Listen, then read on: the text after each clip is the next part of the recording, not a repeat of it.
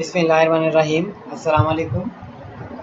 आज हम लोग जो है वो चैप्टर 2 शुरू करने जा रहे हैं ऑब्जेक्ट ओरिएंटेड सॉफ्टवेयर इंजीनियरिंग का, जिसका टाइटल है आइटरेटिव, एवोल्यूशनरी और एजाइल क्या चीज़ें होती हैं। वीडियो शुरू करने से पहले आप लोगों से गुजारिश है कि चैनल को सब्सक्राइब कर लें और वीडियो लास्ट तक देखें ताकि आप लोगों को सारी तफसील सही तरीके से समझ आ सके। शुरू करते हैं। सबसे पहला है कि what is UP. UP stand for unified process. Are other methods complementary. UP होता क्या है? यूपी बेसिकली जो है वो यूनिफाइड प्रोसेस होता है। यूनिफाइड प्रोसेस से मुराद क्या होता है? बेसिकली ये एक इमर्ज नाम है किसका? आइटरेटिव सॉफ्टवेयर डेवलपमेंट प्रोसेस का। इसे हम लोग रैशनल यूनिफाइड प्रोसेस भी कहते हैं। इसमें हो क्या रहा होता है? इसमें हो ये रहा होता है कि इसमें बार बार चेंजिंग आ रही होती है। चेंजेस के बाद जो है वो कम्युनिकेशन हो रही होती है, प्लानिंग हो रही होती है, मॉडलिंग हो रही है, फिर कंस्ट्रक्शन, फिर डिप्लॉयमेंट, फिर उसके बाद दोबारा नए सिरे से सारा जो है वो शुरू हो जाता है। इस वजह से हम लोग इसे रैशनल यूनिफाइड प्रोसेस मॉडल भी कहते हैं। और इसके अंदर क्या होता है? इसके अंदर होता ये है कि बेसिकली इसके अंदर स्किल्स बहुत सारी जो है वो काफ़ी सारी इस्तेमाल हो रही होती हैं। उसमें एक्सट्रीम प्रोग्रामिंग की है, स्क्रम की है, उसके बाद टेस्ट ड्राइवन डेवलपमेंट, रिफैक्टरिंग है, कंटिन्यूस इंटीग्रेशन है। ये सारी की सारी किसके अंदर इस्तेमाल होती है? रैशनल यूनिफाइड प्रोसेस के अंदर इस्तेमाल हो रही है। इट मीन्स कि सारे के सारे जो अदर मॉडल्स होते हैं वो एज ए पार्ट के तौर पे किसके अंदर इस्तेमाल हो रहे होते हैं? यूनिफाइड प्रोसेस के अंदर कहीं से किसी तरीके से इस्तेमाल हो रहे होते हैं। अच्छा, अब अगर हम लोग जो है वो समराइज़ करें कि हाँ भाई किन 3 वजह से हम लोग जो है वो यूपी इस्तेमाल करेंगे, यानी कि यूनिफाइड प्रोसेस इस्तेमाल करेंगे। सबसे पहली बात है कि आइटरेटिव। आइटरेटिव का मतलब क्या होता है? एक चीज़ जो बार बार चेंज होती रहे और वक्त के साथ साथ उसमें हम लोग मॉडिफिकेशन लेके आते रहे। मतलब पहले थोड़ा सा हिस्सा बना लिया, फिर उसके बाद उसको कंप्लीट किया, फिर उसके बाद नया हिस्सा बनाया, उसको कंप्लीट किया, उसको पहले के साथ इंटीग्रेट कर दिया, सो ऑन। अच्छा, उसके बाद यूपी जो है वो एक स्ट्रक्चर प्रोवाइड करता है किस तरह से कि हम लोग किस तरीके से ऑब्जेक्ट ओरिएंटेड एनालिसिस और डिज़ाइन को एक्सप्लेन कर सकते हैं। इसके अलावा यूपी फ्लेक्सिबल है, लाइट वेट है, एजाइल अप्रोच है। एजाइल अप्रोच से मुराद ये होता है कि एक ऐसी चीज़ जो बार बार जो है वो चेंज हो रही हो। अच्छा, उसके बाद हम लोग बात करते हैं what is iterative and evolutionary development. Iterative और एवोल्यूशनरी डेवलपमेंट में होता ये है कि हमारे पास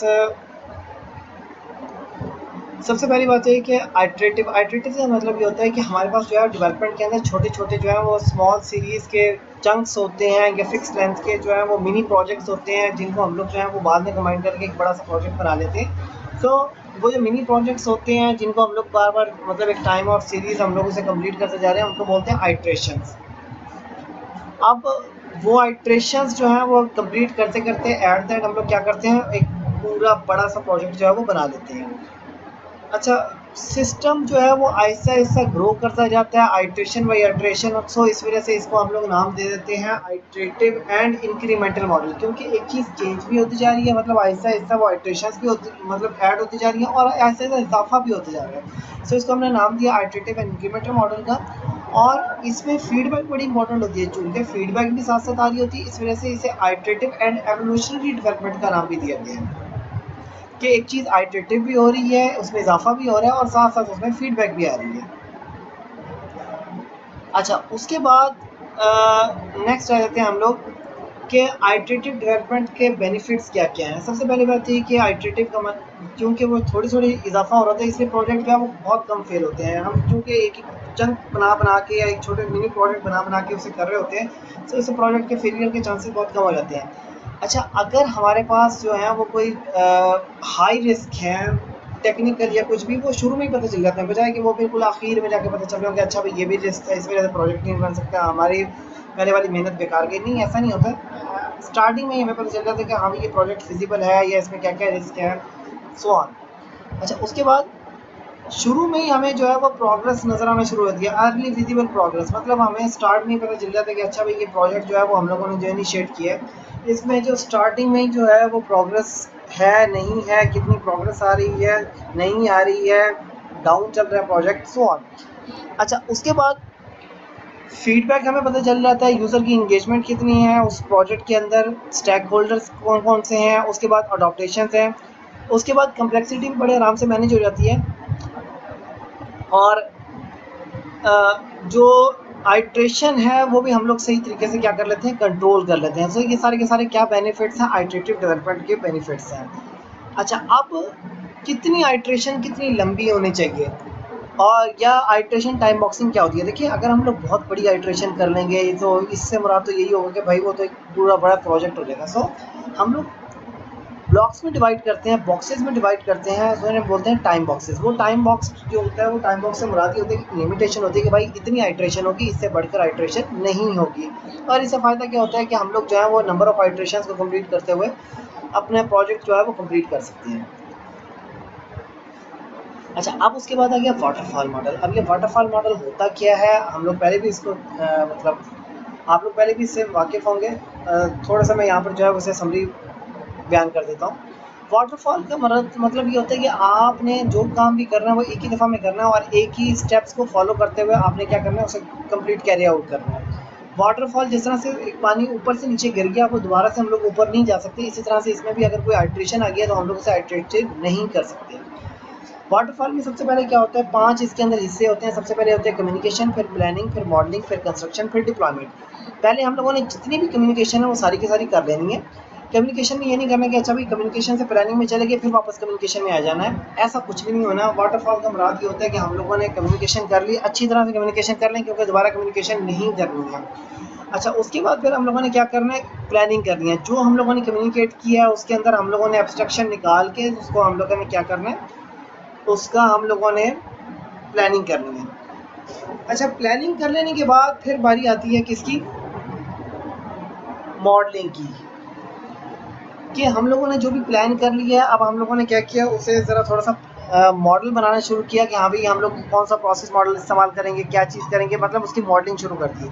उसके बाद कंस्ट्रक्शन, जो भी कोडिंग वगैरह थी वो हम लोगों ने कैरी आउट किया। कोडिंग वगैरह जो भी कैरी आउट करने के बाद एट द एंड क्या किया, उसकी टेस्टिंग की और उसको जाके इम्प्लीमेंट कर दिया। सो ये हमारे पास क्या वो वाटरफॉल हुआ। लेकिन एक बात ये कि वाटरफॉल कुछ ज़्यादा मतलब कोई पॉपुलर नहीं है। हाँ हाँ, ये है कि हमें जहाँ एक ही दफ़ा में मतलब सारी इन्फॉर्मेशन मिल जाए वहाँ तक तो चलो ठीक है, लेकिन बेसिकली आजकल जो फॉलो हो रहा है वो आइटरेटिव एंड इंक्रीमेंटल मॉडल इस्तेमाल ही हो रहा है। वाटरफॉल जो है वो कोई ज़्यादा इस्तेमाल नहीं हो रहा है। सो इसी वजह से ये वाटरफॉल का सबसे बड़ा फेलियर है कि ये एक ही दफ़ा में सारा कुछ कर सकता है। अच्छा, इसमें प्रोजेक्ट के फेलियर होने के चांसेस ज़्यादा हैं बनस्पत किसके, आइटरेटिव के।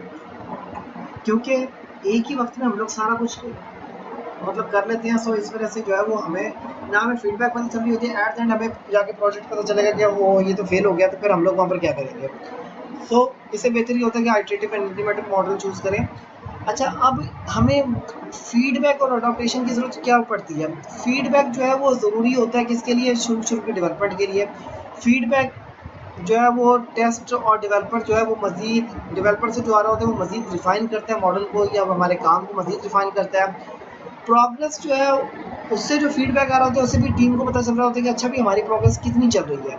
और फीडबैक जो है वो क्लाइंट की तरफ से जो आ रहा होता है उससे भी हमें पता चलता है कि हमने अगली जो आइट्रेशन है वो कैसे करनी है और कैसे परफॉर्म करनी है। अच्छा, उसके बाद है कि how do iterative and evolutionary analysis and design, मतलब किस तरीके से जो है वो आइटरेटिव और एवोल्यूशनरी एनालिसिस एंड डिज़ाइन जो है वो हम लोग करेंगे। पहली बात तो ये कि अक्सर ये सोचा जाता है कि जी जितनी भी एनालिसिस एंड डिज़ाइन है वो प्रोग्रामिंग से पहले की जाती है। ये और एक और चीज़ जो है वो ये भी है कि जी यूपी जो है वो हम लोग एनालिसिस परफॉर्म ना करें या कुछ भी इस तरीके से करें, या कुछ भी मतलब ये कि यूपी को हम लोग साइड पे कर दें। सो एक जो बेसिक चीज़ है वो यही है कि जी हमारे पास जो iterative and evolutionary analysis and design है वो बहुत ज़्यादा यूज़फुल है, फ्रूटफुल है, क्योंकि ये बहुत ज़्यादा जगहों पे इस्तेमाल हो रहा होता है। और इसमें ज़ाहिर सी बात है कि हम लोगों को एक फ़ीडबैक मिल रहा होता है, और फीडबैक की वजह से हम लोग क्या कर रहे होते हैं, उस चीज़ को बड़े अच्छे तरीके से परफॉर्म करने जा रहे होते हैं।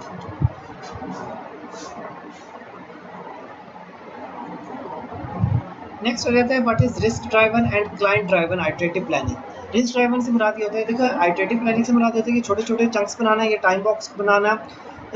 किसकी बेस के ऊपर, रिस्क की बेस के ऊपर और क्लाइंट की बेस के ऊपर, कि क्लाइंट क्या चाह रहे हैं और रिस्क बेसिकली क्या क्या इन्वॉल्व हो रहे हैं। जिस तरह से हमारे पास रिस्क वगैरह इन्वॉल्व हो रहे होते हैं उसकी बेसिस के ऊपर हम लोग क्या कर रहे होते हैं, चंक्स बना रहे होते हैं। उसके बाद जो है वो हम लोग जो है वो उसे क्या कर रहे होते हैं, कन्वर्ट करने जा रहे होते हैं, या उसे हम लोग जो है वो इम्प्लीमेंट कोड करने जा रहे होते हैं। इसी तरह से क्लाइंट ड्राइवर से मुराद क्या होता है, क्लाइंट ड्राइवर से मुराद ये होता है कि क्लाइंट जो जो चीज़ें चाह रहा है उसको भी हम लोग लेके चल रहे हैं, और उसके ऊपर भी हम लोग क्या कर रहे हैं, बेसिकली उसके ऊपर फोकस करते हुए हम लोग जो है वो उसको भी गोल्स को अचीव कर रहे हैं। लेकिन दोनों को अगर हम लोग साथ लेके चलेंगे तो बेसिकली ये बहुत अच्छा हो जाएगा, क्योंकि जो हमारे पास जो भी प्रोडक्ट आ रही होगी वो हमारे पास जो है वो रिस्क ड्राइवन भी होगी, और वो क्या होगी, वो क्लाइंट ड्राइवन भी होगी।